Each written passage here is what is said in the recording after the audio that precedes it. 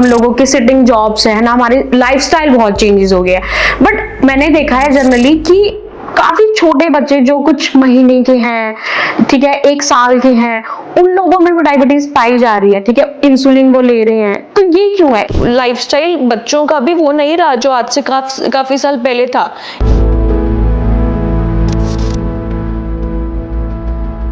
यानी कि पहले मदर्स हाउसवाइफ्स थी, एक्सक्लूसिवली ब्रेस्ट फीड कर रही थी बच्चे को। अब नहीं है, अब पैकेट सेरेलैक वगैरह ले रहे हैं बच्चे।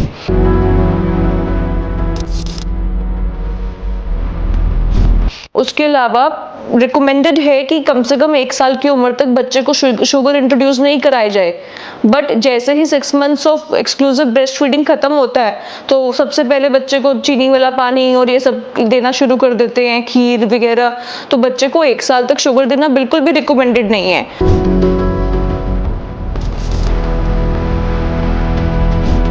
और मतलब जैसे अगर ये सब फैक्टर को अगर ध्यान में रखा जाए, इन पे काम किया जाए, जैसे कोई काफी एक्सरसाइज करता है, ठीक है, और फूड भी, अपनी डाइट का भी काफी ध्यान रखता है, उसके बाद कैसे डायबिटीज से बचा जा सकता है?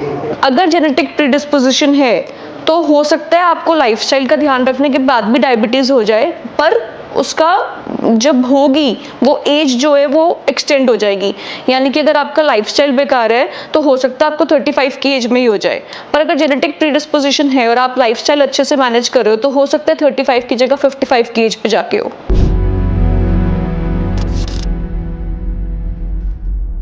मीठे को ही डायबिटीज से कनेक्ट करते हैं, जीन्स और भी जो लाइफस्टाइल चेंजेस हैं उसको हम लोग इतना नहीं ध्यान देते उस चीज पे कि इससे भी रिस्क हो सकता है। तो आप ये इस बात पे क्या मैसेज देना चाहेंगे कि किन चीजों पे ध्यान रखना चाहिए और किन चीजों पे नहीं?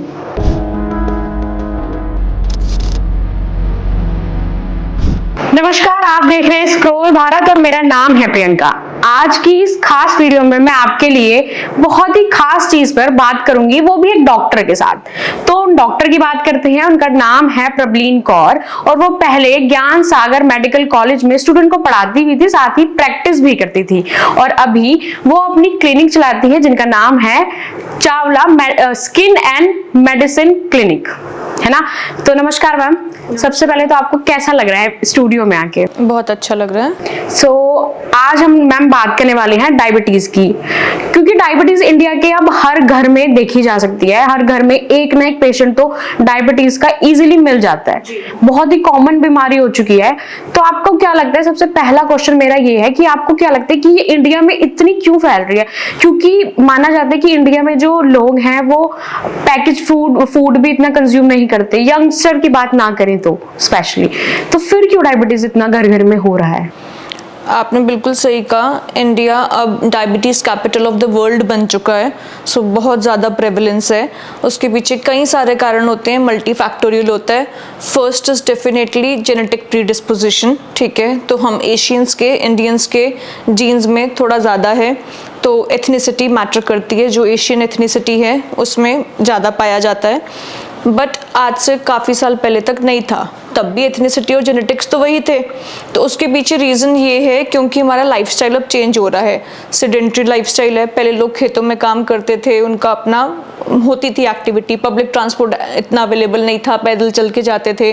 तो जो सेडेंटरी लाइफस्टाइल हो गया और खाना पीना, पैकेज फूड आप जैसे कह रहे हैं कि ज़्यादा नहीं लेते हैं, बट बाहर का खाना और उसके अलावा विद टाइम खाने में अडल्ट्रेशन भी आ रही है, उतना प्योर नहीं है जो आज से इतने साल पहले होता था। ये सब कारण हैं जो कंट्रीब्यूट करते हैं। अगर जैसे आपने मेंशन किया कि मतलब फूड भी एक रीजन है, मेन रीजन है, और हम लोगों के सिटिंग जॉब्स है ना, हमारी लाइफस्टाइल बहुत चेंजेस हो गया है। बट मैंने देखा है जनरली कि काफी छोटे बच्चे जो कुछ महीने के हैं, ठीक है, 1 साल के हैं, उन लोगों में भी डायबिटीज पाई जा रही है, ठीक है, इंसुलिन वो ले रहे हैं। तो ये क्यों है? वो लोग तो इतना फूड भी, कहते हैं ना, पैकेज फूड वो लोग कंज्यूम नहीं कर रहे, ठीक है, अपनी मतलब उनकी मदर ही उनको फीड करती है। तो ये क्यों है? Okay, very good question. Usually जो छोटे बच्चों में डायबिटीज़ होता है दैट इज़ टाइप 1 डायबिटीज़, जिसको इंसुलिन डिपेंडेंट डायबिटीज़ कहते हैं। जैसे आपने कहा छोटे बच्चे इंसुलिन ले रहे हैं, उसके बढ़ने का कारण मेनली तो जेनेटिक है, जेनेटिक प्रीडिस्पोजिशन होती है। बट प्रेवलेंस क्यों बढ़ गया अगर आप पूछे तो उसके पीछे रीज़न ये है कि लाइफस्टाइल बच्चों का भी वो नहीं रहा जो आज से काफ़ी साल पहले था। यानी कि पहले मदर्स हाउसवाइफ्स थी, एक्सक्लूसिवली ब्रेस्ट फीड कर रही थी बच्चे को, अब नहीं है, अब पैकेट सेरेलैक वगैरह ले रहे हैं बच्चे।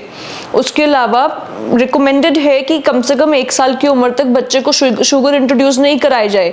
बट जैसे ही 6 months of exclusive breast feeding खत्म होता है तो सबसे पहले बच्चे को चीनी वाला पानी और ये सब देना शुरू कर देते हैं, खीर वगैरह। तो बच्चे को 1 साल तक शुगर देना बिल्कुल भी रिकमेंडेड नहीं है। तो ये सब रीजंस हैं, उसमें भी लाइफस्टाइल बहुत बड़ा फैक्टर है। आपने भी मेंशन किया कि 1 साल तक मिनिमम बच्चों को शुगर नहीं देना चाहिए, ठीक है। बट जनरली इंडियन फैमिलीज में क्या होता है कि कुछ दिनों में ही उनको शहद चटाया जाता है ना। और कहते हैं ना, छठवीं होती है तो कुछ मीठा खिलाया जाता है, कुछ नमकीन खिलाया जाता है, हर टाइप के खाने से उसको इंट्रोड्यूस कराया जाता है। तो ऐसे तो इंडियन फैमिली में बहुत टाइम से हो रहा है, बट डायबिटीज अब ज्यादा क्यों हो रही है? मैंने जैसे कि आपको बताया, पहले मदर्स के पास टाइम था, मदर्स हाउसवाइफ थी, एक्सक्लूसिवली ब्रेस्ट फीड कर पा रही थी बच्चे को। एक्सक्लूसिवली अगर नहीं भी कर पा रही थी तो काफ़ी ज़्यादा कर पा रही थी। बच्चा बाकी पैकेज फूड, सेरेलैक या फिर काऊ मिल्क, इन सब पे कम था। पर अब क्योंकि मदर्स वर्किंग हैं, उनके पास टाइम नहीं है घर बैठ के बच्चे को फीड करने का, तो वो अपने आप में एक बहुत बड़ा फैक्टर है। और मतलब जैसे अगर ये सब फैक्टर को अगर ध्यान में रखा जाए, इन पे काम किया जाए, जैसे कोई काफी एक्सरसाइज करता है, ठीक है, और फूड भी, अपनी डाइट का भी काफी ध्यान रखता है, उसके बाद कैसे डायबिटीज से बचा जा सकता है? अगर आपका लाइफस्टाइल अच्छा है तो डायबिटीज से डेफिनेटली बचा जा सकता है।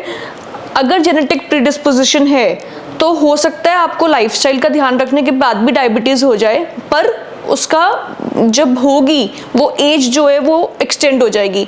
यानी कि अगर आपका लाइफस्टाइल बेकार है तो हो सकता है आपको 35 की एज में ही हो जाए, पर अगर जेनेटिक प्रीडिस्पोजिशन है और आप लाइफस्टाइल अच्छे से मैनेज कर रहे हो तो हो सकता है 35 की जगह 55 की एज पे जाके हो।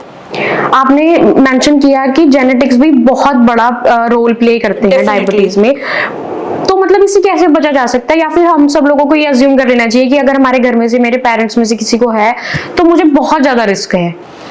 यस, जेनेटिक्स से नहीं बचा जा सकता। अगर आपके घर में किसी को है, आपको इंक्रीज्ड रिस्क है, इसका मतलब आपको तो अपने लाइफस्टाइल का बहुत ज़्यादा ध्यान रखने की ज़रूरत है ताकि आपको आगे चल के ना हो। और मैंने एक वर्ड सुना है, प्री डायबिटिक, इसको आप थोड़ा सा इलैबोरेट करना चाहेंगे? प्री डायबिटीज़ का मतलब है कि आपकी blood sugar levels normal range में नहीं है पर डायबिटिक रेंज में भी नहीं है, तो नॉर्मल और डायबिटिक रेंज के बीच में है। Means now you are more predisposed to diabetes. Diabetes अगर एक बार हो जाए तो कहा जाता है कि इरिवर्सिबल है। Pre diabetes is a reversible condition. अगर उस टाइम पे लाइफस्टाइल का ध्यान रख लिया जाए तो आपकी चॉइस है कि आप इस नॉर्मल चीज से डायबिटीज की तरफ जाएंगे या नॉर्मल की तरफ जाएंगे। हम लोग कैसे ये अनुमान लगा सकते हैं कि हम लोग प्री डायबिटिक स्टेज पे हैं? इसके लिए रिकमेंडेड होता है once you are an adult, आपको डेफिनेटली हर कुछ महीने में एटलीस्ट 3 मंथ्स में अपने रेगुलर ब्लड चेकअप कराने चाहिए। अगर आपके ब्लड चेकअप में आपकी शुगर लेवल ज़्यादा आ रही है प्री डायबिटिक रेंज में, तो आपको पता चल जाता है कि आप प्री डायबिटिक हो। जैसे कि हम लोगों ने अभी मेंशन किया कि आजकल के जो लाइफस्टाइल है, ऑफिसेज होते हैं, वर्क शिफ्ट इतनी लंबी होती है कि टाइम नहीं मिलता है, इवन मदर्स को भी अपने न्यूबॉर्न बेबीज के लिए टाइम नहीं मिल रहा। तो उस शेड्यूल में जनरली, मतलब चाहे वो डायबिटिक हो पर्सन या ना हो, तो ऐसी कौन सी चीजों को फॉलो करना चाहिए कि वो मतलब बच के रह सकता है, बचाव की स्थिति में वो रह सकता है? अगर आपके लॉन्ग वर्किंग आवर्स हैं, बाहर काम करते हो, तो अपना घर से टिफिन का डब्बा पैक करके लेके जाओ, होम कुक्ड फूड खाओ, बाहर से मत खाओ। सबसे इम्पोर्टेंट तो यही है। एंड खाने में भी आप ज़्यादा ध्यान रखो कि आप सैलड्स, फ्रूट्स सब कुछ ले रहे हो, एक बैलेंस्ड डाइट है आपकी, राइट। एंड डेफिनेटली मीठा तो अवॉइड करना ही है। एंड अगर आपकी सेडेंटरी लाइफस्टाइल है तो थोड़ी थोड़ी चीज़ें, जैसे कि लंच ब्रेक में थोड़ा सा वॉक कर लिया, या लॉन्ग सिटिंग आवर्स हैं तो एवरी 30 मिनट्स आप उठ के थोड़ा सा 2 राउंड्स ले लो अपने ऑफिस में ही, इन सब चीज़ों को अगर आप करोगे तो काफ़ी फ़ायदा मिलेगा। जैसे आपने कहा मदर्स अपने बच्चों को टाइम नहीं दे पा रही हैं, तो अगर वो खुद ब्रेस्ट फीड नहीं कर पा रही हैं बच्चों को, तो एक्सप्रेस्ड मिल्क निकाल के रख दें घर पे, दादी नानी ध्यान रखें कि बच्चे को माँ का ही दूध मिले। तो इन सब चीज़ों को अगर ध्यान रखें तो काफ़ी ज़्यादा क्वालिटी ऑफ लाइफ इम्प्रूव हो सकती है। और जैसे आजकल काफी ये चल रहा है कि हम लोग अपने डाइट के लिए बहुत ज्यादा सीरियस हैं, ठीक है, और जिम भी करते हैं, बट कुछ लोग ऐसे होते हैं जो जिम जाते हैं बट डाइट का ध्यान नहीं रख पाते। उससे उन लोगों को कई बीमारियां होने की रिस्क रहता है, बट हो भी नहीं पाती और वो उस स्टेज में फंस जाते हैं। तो उनको क्या करना चाहिए, कैसी डाइट लेनी चाहिए, डॉक्टर से कब कंसल्ट करना चाहिए, क्या सिम्टम आपको आ रहे हैं तो आपको डॉक्टर से कंसल्ट इमीडिएटली करना चाहिए? ये तो सबको समझना चाहिए कि जब भी हम बात करते हैं लाइफस्टाइल मैनेजमेंट की, it is 70 to 80% diet and only 20 to 30% exercise. अगर आप जिम बहुत विगरस कर रहे हो पर अपने डाइट का ध्यान नहीं रख रहे हो तो डेफिनेटली आपको वो रिजल्ट्स नहीं मिलेंगे जो आप चाहते हो। और जैसे कि आपने कहा कि क्या सिम्टम्स आ रहे हैं या क्या होता है, जब डॉक्टर को कंसल्ट करना चाहिए। अगर आपका वेट इंक्रीज हो रहा है डिस्पाइट गोइंग टू जिम, ठीक है, और ऑल्सो वेट की डिस्ट्रीब्यूशन मैटर करती है। अगर इट्स मोस्टली सेंट्रल ओबेसिटी, पेट में ज़्यादा फैट है बाकी पूरी बॉडी लीन है, you are more prone to have diabetes, उस केस में आपको डॉक्टर को डेफिनेटली कंसल्ट करना चाहिए। अगर थोड़ा सा भी चलने पे, थोड़ी सी एक्टिविटी करने पे सांस फूलने लग जाता है, और डायबिटीज़ के मेनली लक्षण है कि आपका बार बार मुंह सूखेगा, बार बार पेशाब आएगा, तो इन सब चीज़ों में अगर आपको मतलब, या फिर आपने अपने रूटीन टेस्ट कराया, आपका लिपिड प्रोफाइल जो है वो डिरेंज्ड आया, आपके लिपिड्स कोलेस्ट्रॉल बढ़े हुए हैं, आपको डेफिनेटली इमीडिएटली अपने डॉक्टर को कंसल्ट करना चाहिए। एक पर्सनल क्वेश्चन मेरा आपसे ये है कि अक्सर इंडियन फैमिलीज में ना एक मिथ है, आप इसे मिथ माने या फिर एक डर है कि अगर ये तू ज्यादा मीठा खाएगा ना तो तुझे डायबिटीज हो जाएगी। सिर्फ हम लोग इंडियन फैमिलीज मीठे को ही डायबिटीज से कनेक्ट करते हैं, जीन्स और भी जो लाइफस्टाइल चेंजेस हैं उसको हम लोग इतना नहीं ध्यान देते उस चीज पे कि इससे भी रिस्क हो सकता है। तो आप ये इस बात पे क्या मैसेज देना चाहेंगे कि किन चीजों पे ध्यान रखना चाहिए और किन चीजों पे नहीं? मीठा in general is bad, not just for your risk to have diabetes in future. In general मीठा bad है। मीठा will increase your body weight, body weight increase होगा, डायबिटीज का चांस ज्यादा है, बॉडी वेट इंक्रीज होगा, ओबेसिटी से cancers का भी चांस ज्यादा है। तो डेफिनेटली मीठा जितना हो सके अवॉइड करना चाहिए। फिर भी कितना मीठा खा लेना चाहिए और किस फॉर्म में खाना चाहिए?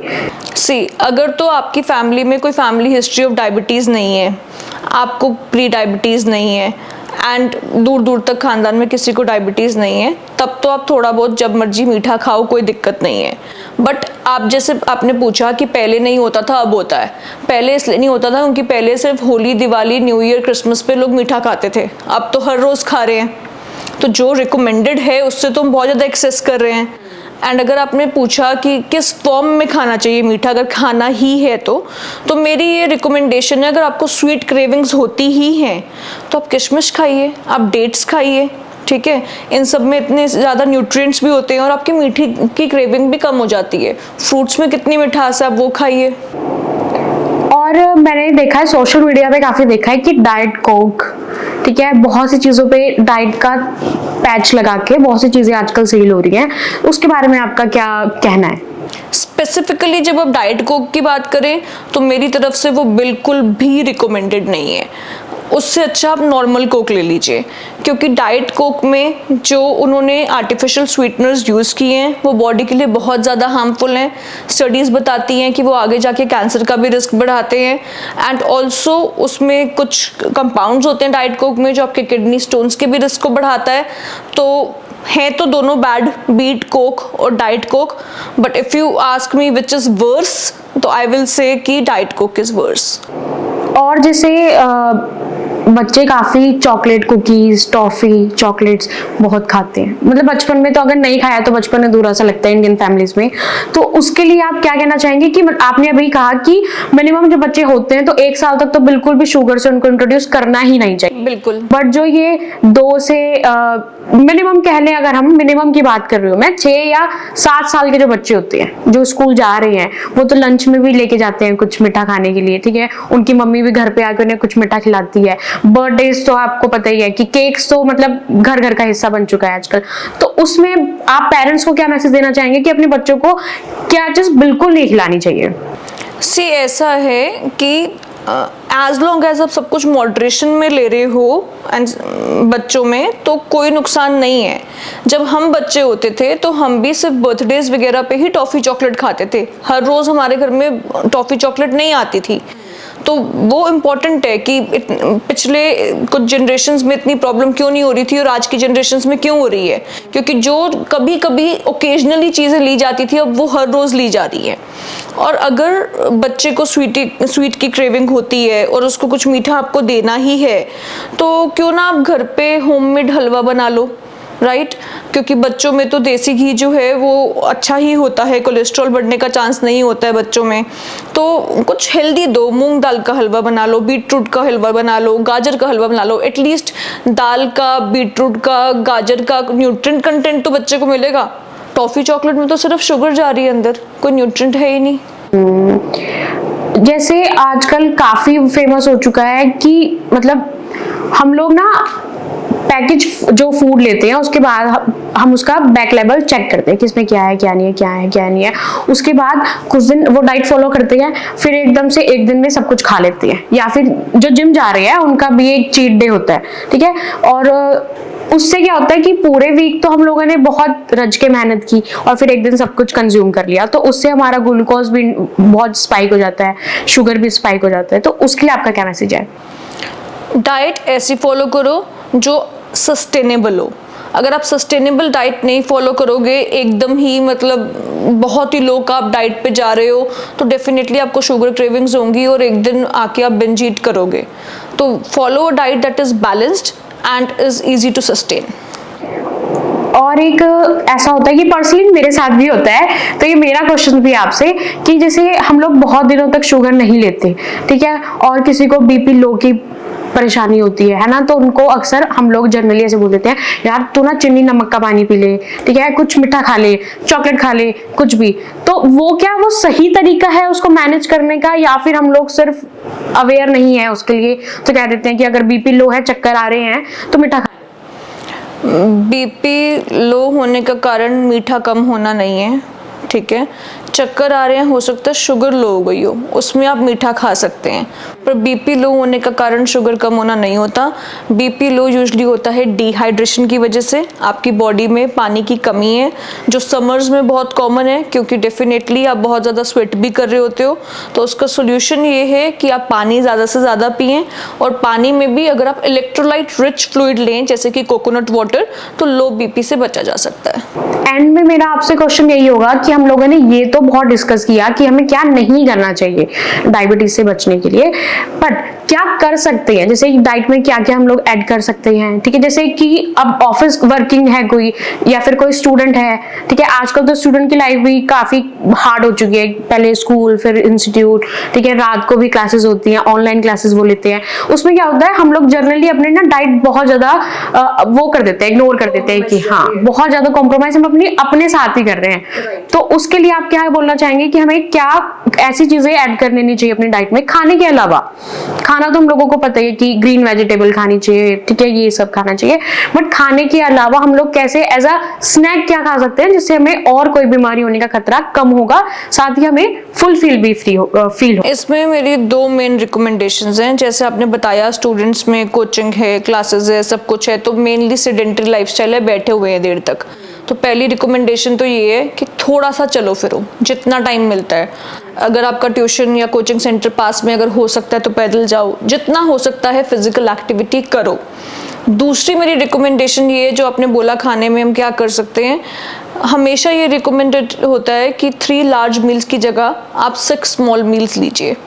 तो उसमें इन बिटवीन, जैसे आपने पूछा क्या खा सकते हैं, यू कैन हैव नट्स, ठीक है, यू कैन हैव चना, राइट, स्प्राउट्स का आप सैलड बना सकते हैं। तो ये सब चीज़ें जो हैं, कोकोनट वाटर ले सकते हैं, वो भी काफ़ी फिलिंग होता है, उससे भी एक बार पेट भर जाता है।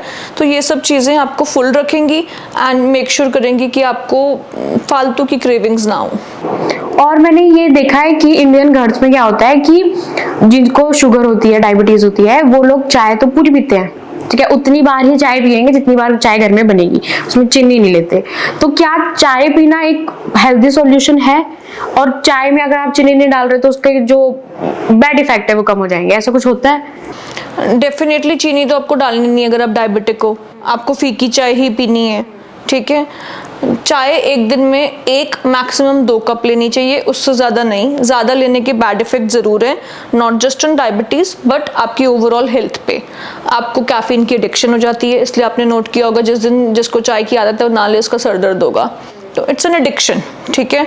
तो ज़रूरी नहीं है कि सिर्फ एल्कोहल और स्मोकिंग की एडिक्शन बुरी है, ये भी एक एडिक्शन है और ये भी बुरी है। एंड मोर ओवर क्या होता है कि चाय अगर आप ज़्यादा लोगे एसिडिटी ज़्यादा होगी, ठीक है, तो वो भी एक बहुत बड़ा इशू होता है। एंड हम जब चाय बना रहे हैं हम दूध डाल के बना रहे हैं, ठीक है, दूध आजकल कौन सा प्योर आ रहा है, अडल्ट्रेटेड है, तो वो अपने साइड इफेक्ट साथ में लाता है। तो 1 से 2 कप, उससे ज़्यादा नहीं। एंड डेफिनेटली फीकी चाय मतलब उसमें आपको शुगर फ्री भी नहीं डालना, जैसे मैंने आपको डाइट कोक के एग्जांपल से ही बताया, शुगर फ्री बिल्कुल भी हेल्दी नहीं है। शुगर फ्री मतलब सिर्फ चाय में नहीं डालना चाहिए या ओवरऑल शुगर फ्री को कंज्यूम नहीं करना चाहिए? शुगर फ्री ओवरऑल कंज्यूम नहीं करना चाहिए। क्यों? वैसे तो उसको मार्केटिंग ही इस तरीके से किया जाता है कि अगर आप डायबिटिक है तो ये आपके लिए शुगर का, उसमें शुगर नहीं है, उसमें आर्टिफिशियल स्वीटनर है, पर वो जो आर्टिफिशियल स्वीटनर है उसके अपने बहुत सारे साइड इफेक्ट्स हैं। जैसे कि आपको बताया, काफ़ी स्टडीज़ बताती हैं कि वो आगे जाके कैंसर का रिस्क बढ़ाता है, तो बहुत सारे साइड इफेक्ट्स हैं। उसकी जगह you can go for some natural sweetener, जैसे कि आप स्टीविया यूज़ कर सकते हैं, वो एक नेचुरल स्वीटनर है। और जैसे हमारे देश में गुड़ को भी काफी अच्छा माना जाता है, ठीक है, जैसे तो फिर क्या डायबिटिक जो डायबिटिक पेशेंट है वो गुड़ को खा सकता है? एक्चुअली गुड़ का ग्लाइसेमिक इंडेक्स शुगर के ग्लाइसेमिक इंडेक्स से भी ज़्यादा होता है, तो ये बहुत बड़ा मिथ है कि आप डायबिटिक हो तो गुड़ खा सकते हो। गुड़ जो है वो शुगर से भी ज़्यादा नुकसान करता है डायबिटिक पेशेंट में। अगर आप नॉन डायबिटिक हो तो आप गुड़ ले सकते हो, उसके कुछ हेल्थ बेनिफिट्स हैं, पर अगर आप डायबिटिक हो तो बिल्कुल भी नहीं। और स्पेशली कहा जाता है ना कि खाने के बाद मीठी चीजें खानी चाहिए, ठीक है, जनरली बोला जाता है। मैं जनरल बात कर रही हूँ, जो डायबिटिक पेशेंट है उनको तो ऑब्वियसली कोई नहीं रिकमेंड करेगा, पर ऐसे घर में माना जाता है कि खाने के बाद थोड़ा मीठा खाना चाहिए। या फिर किसी को रात को ही बहुत क्रेविंग होती है मीठे की, तो उस पे कैसे काम कर सकते हैं? क्योंकि जो क्रेविंग होती है ना, वो बंदा 1 दिन रोक लेगा, 2 दिन रोक लेगा, बट तीसरे दिन वो कुछ ना कुछ खा लेगा। तो क्रेविंग को कैसे रोका जा सकता है, जो मीठे की क्रेविंग होती है? पहले तो ये बहुत बड़ी मिथ है कि खाना खाने के बाद कुछ मीठा खा लेना चाहिए, ठीक है, क्योंकि जब आपने खाना खा लिया आपका पेट ऑलरेडी फुल है, ठीक है, आपकी बॉडी काम कर रही है उस खाने को पचाने में, आपने उसके ऊपर से मीठा खा लिया, अब बॉडी के पास उतनी एनर्जी नहीं बची अब जो आपने बाद में खाया उसको बचाने के लिए, वो पेट में पड़ा रहेगा, मीठा है, फर्मेंट होता रहेगा, एसिडिटी कराएगा, नुकसान कराएगा। तो अगर आपको कुछ मीठा खाना ही है, इवन इफ इट्स फ्रूट्स, आपको मैंगो खाना है, कुछ खाना है, इट्स रिकमेंडेड कि आप खाना खाने से पहले खाएं वो, ठीक है। बट स्वीट्स में वो इसलिए बोलते हैं कि खाना खाने के बाद खाओ कि आपको भूख लगी है तो खाना खाने से पहले अगर खा रहे हो तो कहीं ज़्यादा ना खा जाओ, तो वो बात होती है। बाकी ऐसा नहीं है कि खाना खाने के बाद मीठा खाना चाहिए। बात आई क्रेविंग्स की, क्रेविंग्स यूजुअली होती हैं अगर बॉडी में कोई डेफिशिएंसी है। अगर आपको पानी की कमी हो रही है, पानी कम पीते हो, तब भी आपको मीठे की क्रेविंग होगी। इलेक्ट्रोलाइट्स की, सॉल्ट पोटेशियम की आपको कमी है, तब भी आपको मीठे की क्रेविंग होगी। तभी मैंने बोला कोकोनट वाटर बहुत अच्छा काम करता है क्रेविंग्स को भी सप्रेस करने के लिए, क्योंकि इलेक्ट्रोलाइट रिच फ्लूइड है, आपको हाइड्रेशन भी मिल रहा है, अपने इलेक्ट्रोलाइट्स भी मिल रहे हैं। ऑल्सो अगर आप कार्ब्स बहुत कम क्वांटिटी में खा रहे हो तब भी क्रेविंग होगी। अगर आपकी डाइट बैलेंस्ड नहीं है, उसमें प्रोटीन, फैट, कार्ब सब कुछ नहीं है, तब भी आपको क्रेविंग होगी। तो ये सब आप चेक करो कहाँ कमी रह रही है, और अगर इस पर सुधार करोगे तो क्रेविंग नहीं होगी। ऑल्सो शुगर इज एडिक्टिव, अगर आपको आदत है रोज रात को खाने के बाद मीठा खाने की, तो आपको एक टाइम पे जाके एडिक्शन हो जाएगी। बट अगर आप उन क्रेविंग्स को सप्रेस करो तो एक टाइम आएगा जब आपको क्रेविंग होना बंद हो जाएगी। तो मतलब बंदे को कंट्रोल रखना चाहिए थोड़ा सा। इसके बाद आपने एक रील बनाई है इस पे कि मैंगोज खा लेने चाहिए डायबिटिक पेशेंट को, ये मिथ है कि मैंगो नहीं खाने चाहिए। और जनरली मैंगो को ना बहुत एक बैड फ्रूट की तरह प्रेजेंट किया जाता है, क्योंकि मैंगो खाने से आप मतलब फैट बढ़ सकता है, ठीक है, काफ़ी स्किन इश्यूज हो सकती हैं। तो उसको लेके क्या सच्चाई है और क्या झूठ है? Okay, very good question. देखो, मैंगो जैसे मैंने बताया, every food in moderation is good. Mango आपका सीजन में आने वाला फ्रूट है, कोई रीजन है कि ये क्यों समर्स में आता है, ठीक है, नेचर ने क्यों इसको ऐसे बनाया है, it's very rich in fibres, ठीक है। तो अगर आप लेते हो तो कॉन्स्टिपेशन वगैरह की भी दिक्कत कम रहती है।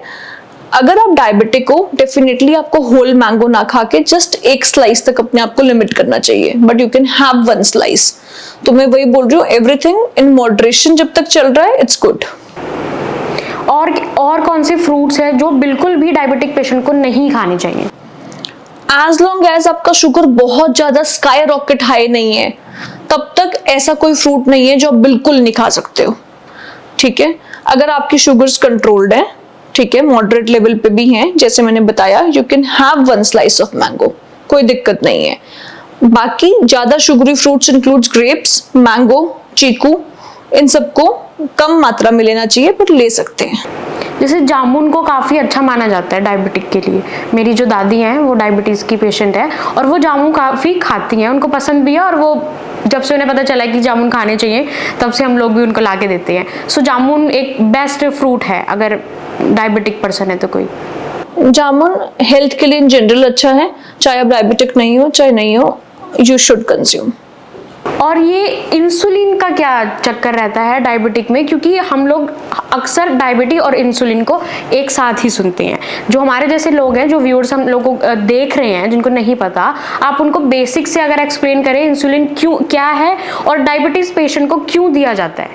ठीक है, देखो डायबिटीज दो तरह की होती है, type 1 which is insulin dependent diabetes and type 2 that is insulin independent diabetes. जो टाइप 1 है इंसुलिन डिपेंडेंट डायबिटीज, इसका मतलब बॉडी में इंसुलिन बन ही नहीं रहा है, तो आपको बाहर से इंसुलिन देना ही पड़ेगा। टाइप 2 में काफी सारी चीजें हो सकती हैं, कभी कभी इंसुलिन नहीं बन रहा तो आपको देना है, या इंसुलिन बन रहा है पर वो सेल्स पे एक्ट नहीं कर पा रहा है तो आपको कोई दवाई देनी है जो इंसुलिन को सेंसिटाइज करे, राइट, इंसुलिन रेजिस्टेंस को कम लाए। तो इट्स लाइक दैट। जैसे अगर आपकी बॉडी में विटामिन बी, विटामिन डी की कमी, आप उसका सप्लीमेंट लोगे ना, सिमिलरली अगर आपकी बॉडी में इंसुलिन की कमी है तो आप उसका सप्लीमेंट लोगे। मेरा आज का आपसे आखिरी सवाल ये है कि क्या अगर किसी को डायबिटीज हो जाता है तो वो पेशेंट रिकवर कर सकता है उससे फुली, या फिर उस मतलब एक बार अगर डायबिटीज किसी को हो गया तो वो पूरी जिंदगी रहेगा?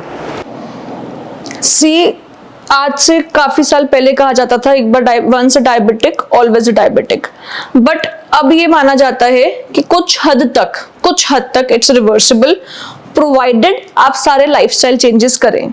अब मैंने कुछ हद तक क्यों कहा, मान लो एक पेशेंट को डायबिटीज है जिसकी शुगर बहुत हाई रहती है, अब हमने धीरे धीरे उसकी लाइफस्टाइल पे काम किया, उसकी मेडिसिन पे काम किया, उसने टाइम से सारी मेडिसिन ली और उसकी शुगर अब नॉर्मल आने लग गई है, एंड अब बिना मेडिसिन के भी उसकी शुगर नॉर्मल मेंटेन रह रही है। अब वो पेशेंट सोचे अब तो मैं डायबिटिक नहीं हूं, अब मैं जो मर्जी खा सकता हूं, पर उसको टेंडेंसी है डायबिटीज होने की, तो फिर वो फिर से आ जाएगा। मतलब अगर आपको एक बार डायबिटीज की शिकायत आ गई है तो आपको हमेशा के लिए अवेयर भी रहना है और साथ में चेंजेस को भी फॉलो करना है। ये नहीं है कि अगर वो रिवर्स हो गई एक बार तो आप लोग फिर से वही पुरानी लाइफस्टाइल पे चले जाए। तो मतलब इससे बचा जा सकता है, कुछ चेंजेस करके बचा जा सकता है। ओके, तो ये था आज का इंटरव्यू। उम्मीद है आप लोगों को पसंद आया होगा, और अगर पसंद आया तो लाइक शेयर जरूर करें। साथ ही प्रबलीन मैम से अगर आप जुड़ना चाहें तो हम सारी डिटेल्स डिस्क्रिप्शन बॉक्स में मेंशन कर देंगे। मैम लास्ट में आप क्या कहना चाहेंगे व्यूअर्स को? लास्ट में मैं यही कहना चाहूंगी, हमको अपने हेल्थ का ध्यान खुद ही रखना है, कोई और बाहर से आके नहीं रखेगा।